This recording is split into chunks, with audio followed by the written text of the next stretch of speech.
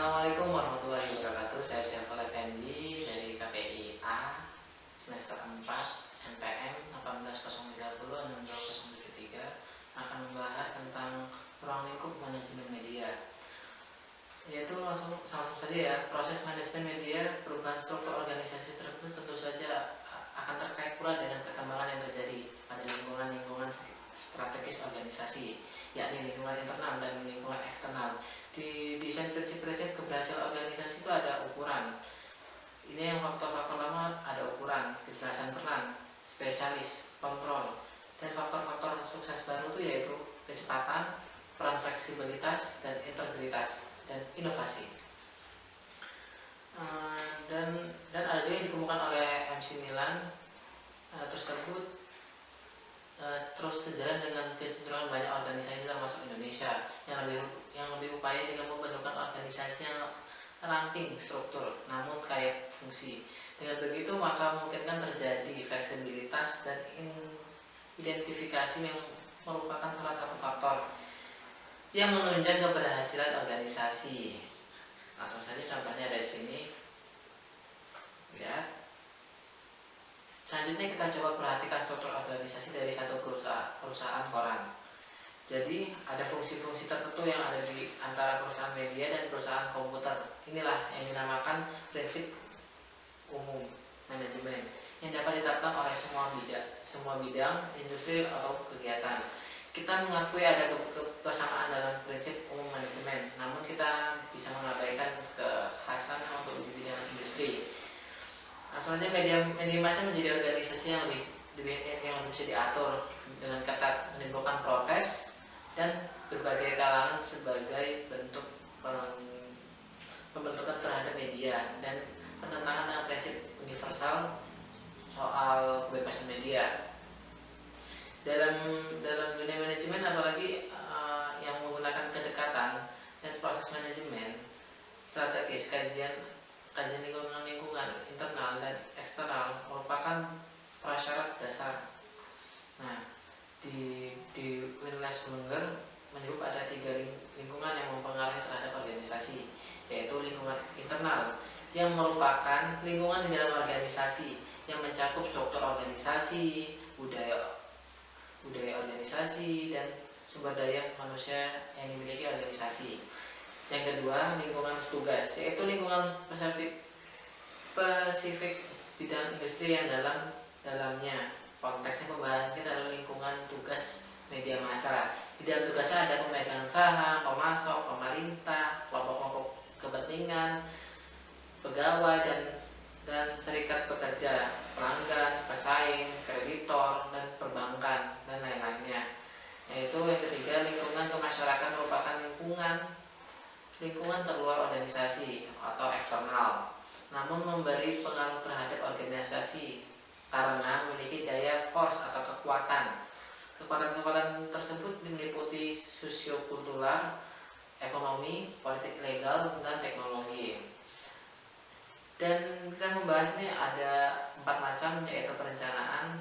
Apa itu 4 macam? 4 macam dalam penyusunan strategis, yaitu satu perencanaan seiring dengan perkembangan teknologi, komunikasi dan informasi. Banyak yang menyebut media cetak akan segera menjadi media masa lalu. Artinya media cetak tidak akan banyak lagi ditengok generasi muda karena mereka sudah terbiasa menggunakan media lainnya sebagai sumber hiburan dan informasi. Itu perencanaan. Yang kedua, organisasi. Pengorganisasian pada dasarnya perkenaan dalam penyelenggaraan semua kegiatan meliputi penugasan atas pekerjaan, kewenangan, dan koordinasi dalam melakukan upaya untuk mencapai tujuan. Jadi organisasi itu memiliki satu tujuan dan satu visi dan satu misi. Sedangkan kegiatan berarti mengerahkan sumber daya yang dimiliki organisasi untuk mencapai tujuan organisasi. Sumber daya tersebut seringkali dibagi menjadi sumber daya manusia, sumber daya alam, sumber daya finansial, sumber daya teknologi, dan lainnya. Dan yang ketiga ada namanya penggerakan. Fungsi penggerakan ya. Penggerakan itu diartikan sebagai sebuah kegiatan menggerakkan orang-orang yang di dalam organisasi menjalankan tugas, pekerjaan, dan kegiatan dalam mencapai tujuan organisasi yang dilakukan melalui kepemimpinan, memberikan motivasi pada orang-orang yang terlibat, pembentukan tim, dan latihan. Untuk ini diperlukan langkah-langkah penggerakan orang-orang yang menjalankan tugas tersebut, dan dalam manajemen ada 3 pendekatan dasar, yaitu 1. Kepemimpinan. Kepemimpinan adalah komunikasi yang secara positif mempengaruhi kelompok untuk bergerak mencapai tujuan kelompok. Pemimpin merupakan salah satu cara terbaik mengarahkan organisasi, meski diingatkannya bahwa ada sejumlah variabel situasi yang mempengaruhi proses pemimpinan. Ada 2 tipe kepemimpinan, yaitu 1.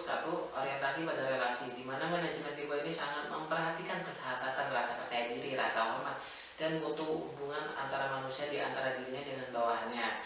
Yang kedua, pemimpin tipe yang kedua yaitu berorientasi tugas, yaitu manajemen cenderung mengorganisasikan dan merumuskan relasi antara dirinya dan kelompok, dan memusatkan perhatiannya pada pelaksanaan pekerjaan, penyusunan jadwal, dan memberikan kritik sejauh yang diperlukan.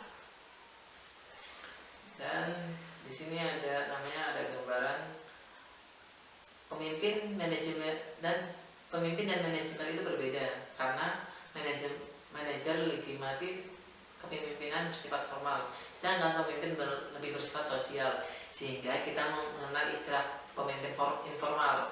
Namun dalam konteks manajemen, manajer harus merupakan salah satu bentuk kepemimpinan ruang lingkup dan melakukan kewenangan pemerintahan yang jelas sesuai dengan tingkatan manajemen yang diduduki. Apa saja yang dimainkan manajemen sebagai pemimpin bisa dilihat dari gambar berikut.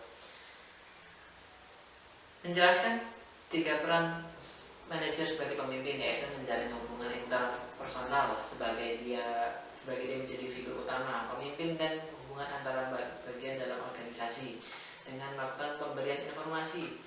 Peran informasional dijalankan dengan menjadi pemantau, penyebar informasi, dan menjadi juru bicara dalam organisasi dengan melakukan pemrosesan informasi. Sedangkan fungsi ketiga adalah mengambil keputusan yang menggunakan informasi dengan menjalankan peran sebagai entrepreneur.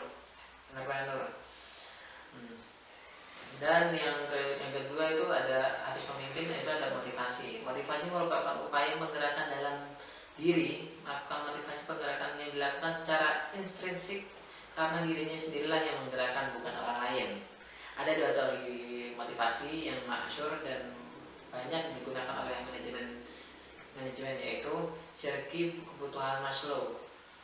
Ya, teori Maslow ini kita bisa memotivasi orang-orang dalam organisasi melalui gaya manajemen, desain kerja, dan bahkan paket kompensasi untuk para pekerja, yaitu kebutuhan fisiologi, kebutuhan rasa aman, kebutuhan sosial, kebutuhan harga diri, aktualisasi diri.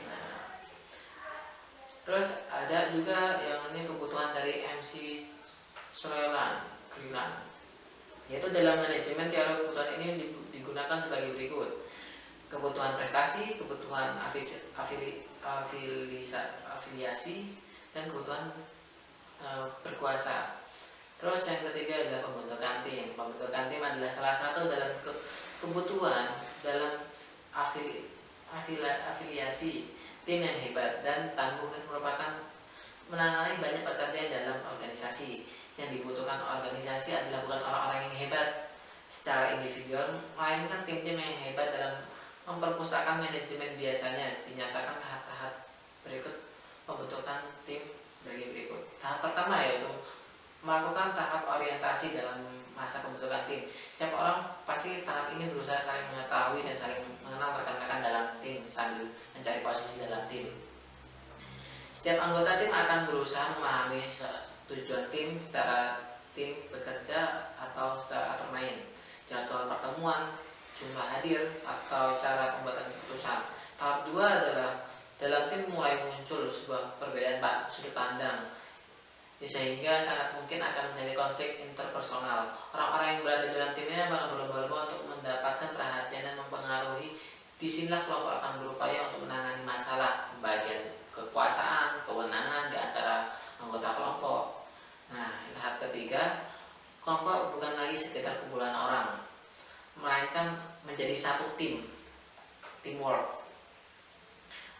ada identitas atau semangat tim yang mulai tumbuh dari dalam. Orang-orang berada di dalam tim akan peka terhadap kebutuhan orang lainnya dalam tim dan memiliki keinginan untuk saling berbagi gagasan, informasi, dan pandangan. Tahap 4, makin kokoh hubungan antara individu di dalam tim karena ada saling terkaitan satu sama lain, sehingga bisa memperlihatkan kinerja sebagai tim. Orang bekerja bersama-sama sehingga bisa memecahkan permasalahan dan persoalan struktural dan relasi interpersonal dalam tim mulai bisa diatasi. Yaitu yang juga pengendalian. Yang keempat adalah pengendalian ya tadi. Yang pengendalian itu kontrol, pada dasarnya merupakan sebuah proses seperti apa yang menyebutkan. Pengendalian sebagai alur yang menjalankan antara pengukuran, pembandingan, dan tindakan. Pengendalian ini merupakan proses untuk menjalin bahwa organisasi bisa mencapai tujuan yang ditetapkan sebelumnya, membagikan kinerja dengan hasil yang diharapkan, memberikan umpan balik yang diperlukan oleh manajemen untuk mengevaluasi hasil dan mengambil hasil tindak korektif yang diperlukan. Nah, mungkin itu aja, sekian dari saya. Saya Syekh Effendi. Wassalamualaikum warahmatullahi wabarakatuh.